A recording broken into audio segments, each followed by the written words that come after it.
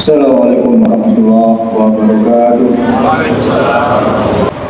Alhamdulillah, alhamdulillahilladzi khalaqal mauta wal hayata liyabluwakum ayyukum ahsanu amala wa huwal azizul ghafur. Asyhadu an la ilaha illallah wahdahu la syarika lah wa asyhadu anna Muhammadan abduhu wa rasuluhu la nabiyya ba'da. Allahumma sholli wa sallim ala sayyidina Muhammadin wa ala alihi wa sahbihi wa sallim, amma ba'd. Wa ya ayuhan nas usikum wa iyaya bitaqullah faqad badal muttaqun. Wa qala Allah ta'ala fi kitabihil karim, a'udzu billahi minasyaitonir rajim. Bismillahirrahmanirrahim. Ya ayyuhalladzina amanu taqullaha haqqa tuqatih wa la tamutunna illa wa antum muslimun. Shadaqallahul adzim. Hadirin jamaah salat Jumat Masjid Muhajirin rahimakumullah. Tama-tama marilah kita panjatkan puji syukur kehadirat Allah Subhanahu wa taala atas izinnya, atas nikmatnya, atas ridhonya kita dapat berkumpul di hari yang mulia, di tempat yang mulia. Kita tinggalkan segala urusan kita hanya semata-mata untuk dapat duduk bersimpuh di dalam rumahnya. Kita tinggalkan pula segala perniagaan kita, urusan kita hanya semata-mata untuk menyambut seruannya.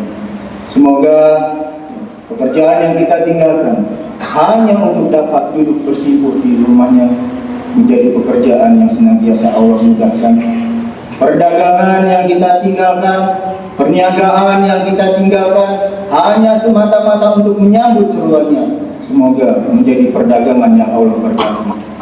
Selawat dan salam tercurah pada junjungan kita, tauladan kita, baginda Rasulullah SAW. Hadirin jemaah salat Jumat rahimakumullah, izinkan dalam kesempatan kali ini khatib berwasiat khususnya pada diri khatib pribadi. Marilah kita meningkatkan ketakwaan kepada Allah Subhanahu wa taala.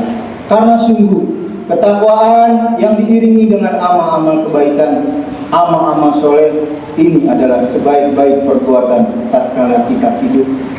Karena sungguh ketakwaan yang diiringi dengan amal-amal soleh, amal-amal kebaikan kelak akan menjadi sebaik-baik teman tatkala kita mati dan berada di alam kubur. Dia akan datang menemani kita. Manakala ketika kita hidup banyak melakukan kebaikan, dia akan datang dalam wujud yang baik, sikap yang baik. Pun kebalikannya, manakala ketika kita hidup banyak melakukan keburukan, dia nanti akan datang menemani kita di alam kubur dalam wujud yang buruk dan sifat yang buruk. Pun juga mari kita tingkatkan ketakwaan kita kepada Allah Subhanahu wa taala yang diiringi dengan amal-amal soleh, amal-amal kebaikan. Karena ini juga kelak akan menjadi sebaik-baik bekal tatkala hari kiamat, tatkala pengadilan akhirat nanti, tatkala kita berdiri di padang mahsyar, hari di mana tiap orang khawatir akan nasibnya, apakah termasuk golongan yang beruntung atau golongan yang celaka. Maka berbahagialah kita pada hari itu kita membawa bekal ketakwaan yang karenanya Allah tolong kita, Allah naungi kita, dan Allah masukkan kita ke dalam surganya. Oleh karenanya mari kita tingkatkan ketakwaan kita kepada Allah Subhanahu wa taala dengan menjalankan apa yang diperintahkan dan menjauhi apa yang dilarang. Hadirin jemaah salat Jumat rahimakumullah. Tema khutbah kali ini yaitu jadikan salat sebagai penolong. Dalam bulan Ramadan ini, salah satu amalan yang disunahkan untuk diperbanyak ini adalah salat sunnah.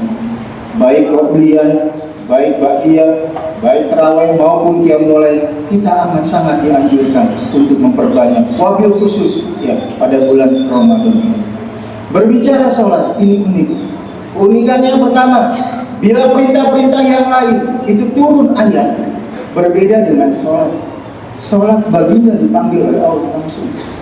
Bila ya perintah-perintah yang lain turun berkenaan dengan situasi kondisi, maka salat itu turun pada tahun yang disebut dengan Amul Huzni, tahun kesedihan. Jadi salat itu turun pada saat baginda Rasulullah mengalami kesedihan. Kenapa demikian? Karena pada tahun itu dua orang yang menopang dakwah Rasulullah, Abu Talib dan Siti Khadijah istrinya, meninggal dunia. Ya. Abu Talib sama-sama kita ketahui, dia adalah pemimpin Bani Hashim, amat sangat mendukung dakwah Rasulullah, menopang dakwah Rasulullah, meskipun dia tidak masuk Islam, tapi dia menolong, tapi dia mendukung, bahkan menjadi member Rasulullah. Ya. Bila mana ada orang yang hendak mencelakai Rasulullah, sebegitunya ya. Kalau kita lihat dakwah awal-awal ketika ada Abu Talib, tidak ada orang yang berani main fisik, gak ada. Kalaupun ada yang berani main fisik atau ucapan, itu dari keluarganya sendiri. Siapa itu? Abu Jahal dan Abu Lahab, masih keluarga dari Bani Hashim.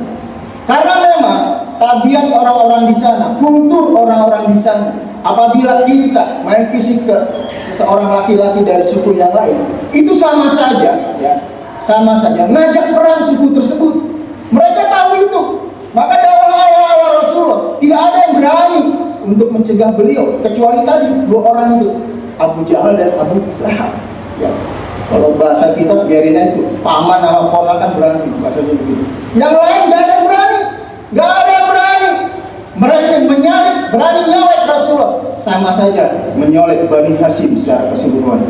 Karena Abu Talib ini sudah jelas-jelas bahwa dia mendukung dakwah Rasulullah. Nah, ketika Abu Talib meninggal, lalu diganti oleh saudaranya. Siapa saudaranya?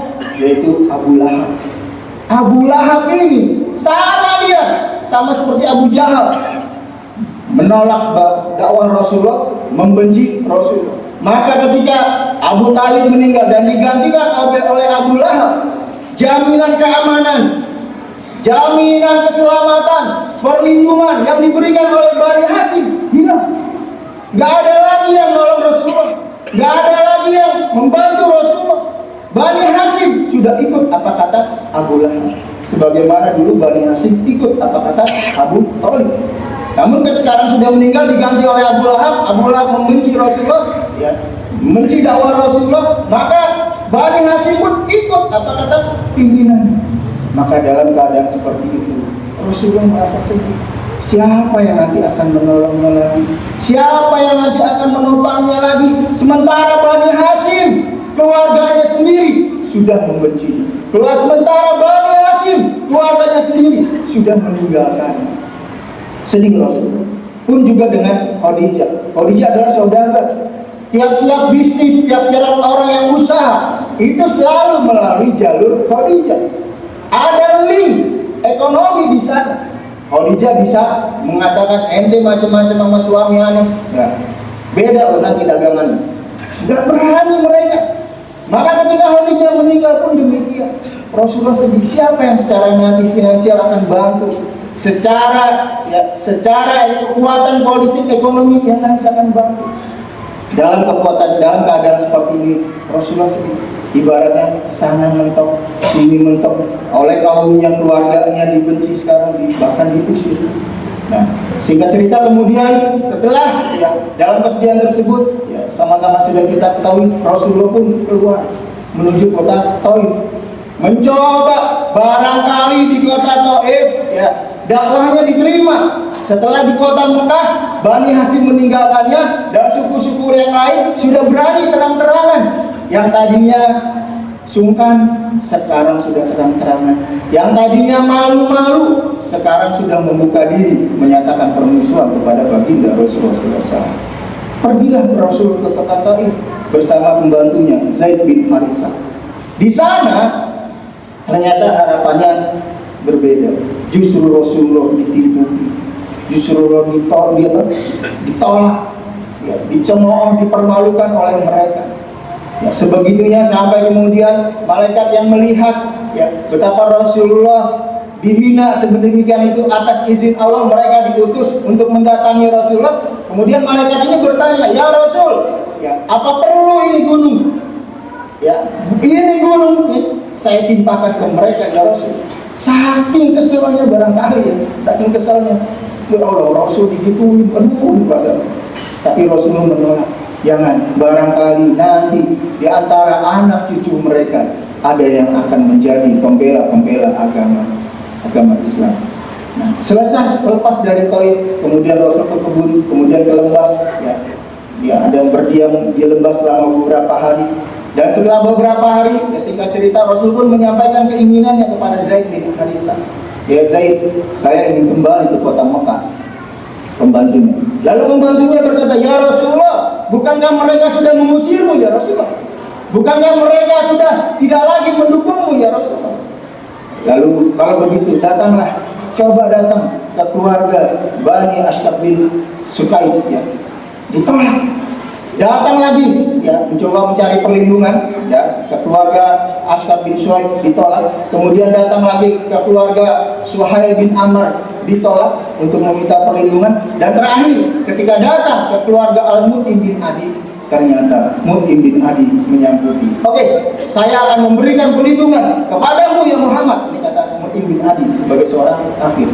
Lalu Mut'im bin Adi, ya, dia ambil pedangnya, dia ambil panahnya, dia ambil baju besi sebagai tanda bahwa dia memberikan perlindungan. Lalu naik ke kudanya, kemudian berkata kepada anak-anaknya, hai anak-anakku, hai kaumku, pakai bajumu, baju perangmu, pakai pedangmu, ambil panahmu.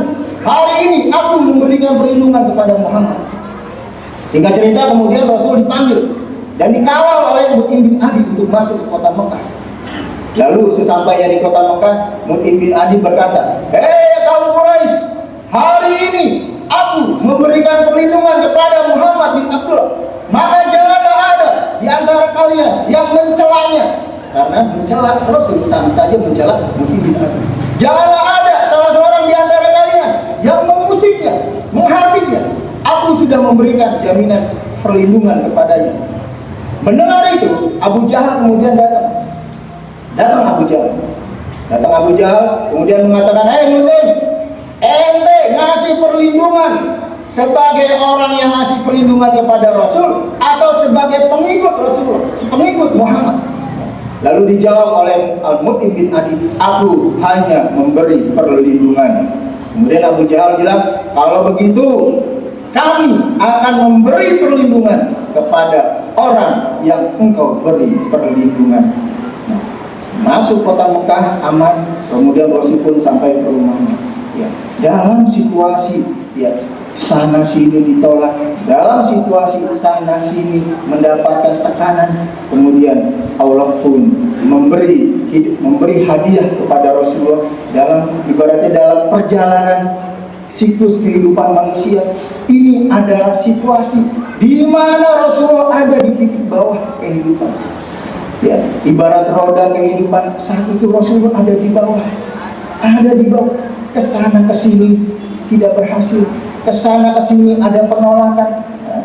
13 tahun, 10 tahun dakwah di kota Mekah hanya punya pengikut 13 orang, tidak berhasil. Merasa sedih, ya Allah, Abu Talib meninggal, Khadijah meninggal, dengan siapa nanti aku akan berdakwah? Dengan siapa yang nanti akan memberi perlindungan, menolong aku, menguatkan aku? Dalam keadaan seperti ini, Allah Subhanahu wa Ta'ala kemudian memperjalankan baginda Rasulullah SAW.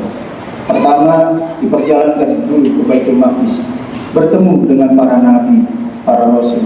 Ya, dipertemukan oleh Allah. Untuk apa? Barangkali di sana untuk sharing. Ya, Rasulullah melihat ternyata beginilah jalan dakwah para nabi. Ternyata beginilah jalan dakwah para rasul. Penuh perjuangan, nggak ada yang mulus, nggak ada yang enak, semuanya penuh dengan penderitaan. Lalu selepas bertemu dengan para nabi dan rasul, diangkatlah, ya, bertemu dengan Allah Subhanahu wa Ta'ala di arsy. Dan di sana Allah pun memberi solusi atas keadaan baginda Rasulullah dengan apa? Dengan memberinya perintah sholat. Itulah mengapa, ya, ada sebuah barangkali kalau ada ungkapan, perbaikilah sholatmu, maka Allah akan perbaiki hidupmu. Itu betul. Dan hanya sholat yang di dalam Al-Quran secara tekstur Allah sebut sebagai penolong. Wasta'inu bis-sabri was-salat, ya. Dan minta tolong kepada Allah dengan sabar dan sholat. Emang kalau yang lain tidak bisa? Misalkan kita rajin puasa, emang gak ditolong sama Allah? Ditolong. Kalau rajin sedekah, emang gak ditolong? Ditolong. Tapi hanya sholat yang di dalam Al-Quran secara textbook ditulis, secara tulisan tercantum, betul-betul tercantum, dan mintalah tolong kepada Allah dengan sabar dan sholat. Artinya, kalau kita lihat betapa baginda Rasulullah dalam roda kehidupan ketika berada di bawah, lalu Allah menghadiahkan solusi atas permasalahan hidupnya, permasalahan dakwahnya, yaitu dengan sholat. Rasulullah bekerja. Itulah sebabnya setiap dalam keadaan genting, baginda Rasulullah mengawalinya dengan sholat. Itulah mengapa ketika menghadapi masalah-masalah urgent, masalah-masalah yang sangat-sangat penting, Rasulullah pun mengawalinya dengan sholat. Maka barangkali hikmah ini juga yang bisa kita ambil. Ya, kan Rasulullah adalah seorang manusia sama seperti kita.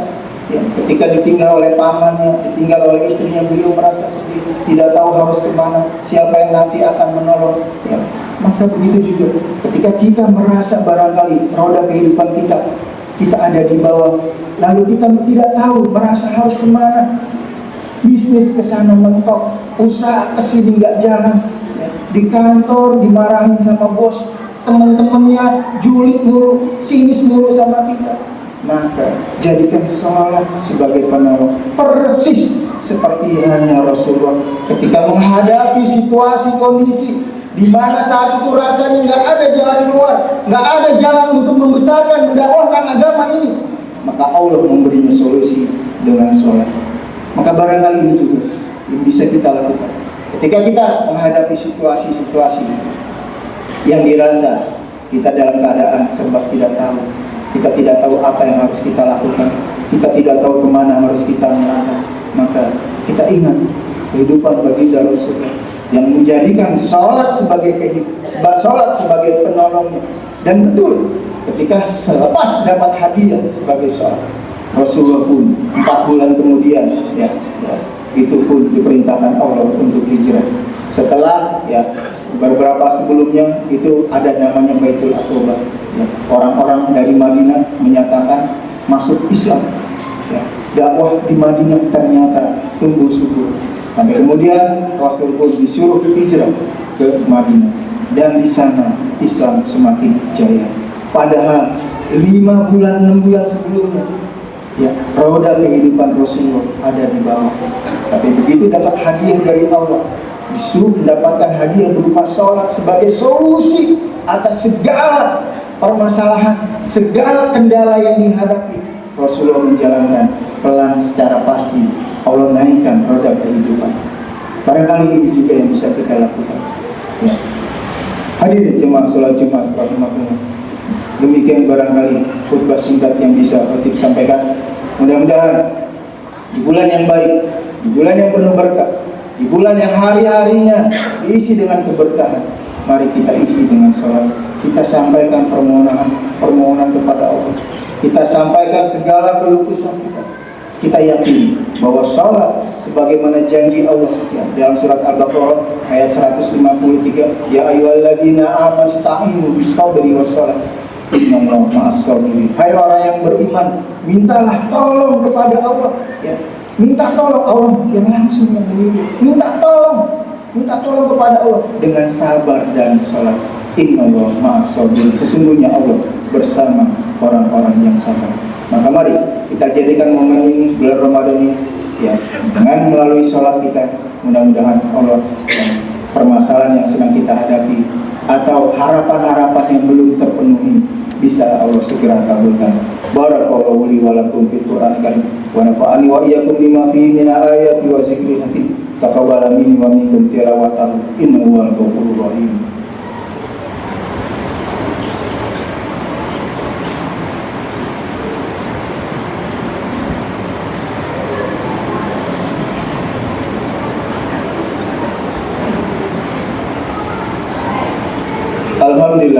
Alhamdulillahilladzi hadana li hadza wa ma kunna linahtadiya laula an hadana Allah.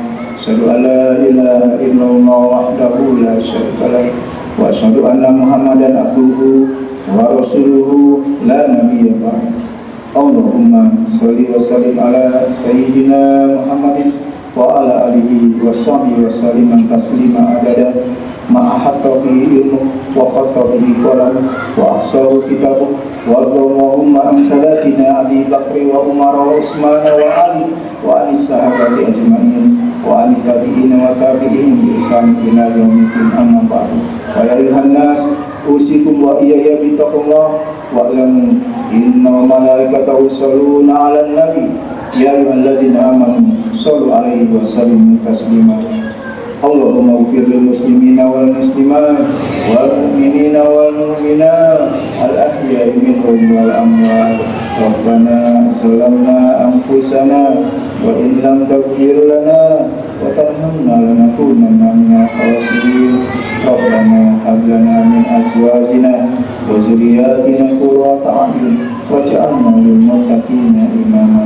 Rabbana atina fid dunya hasanah wa fil akhirati hasanah wa qina adzabannar. Ibadallah, inna ya'muru bil adli wa ihsan wa ita'i dzil qurba wa yanha 'anil fahsya'i wal munkar wa la dzikrullahi akbar. Aqimis shalah.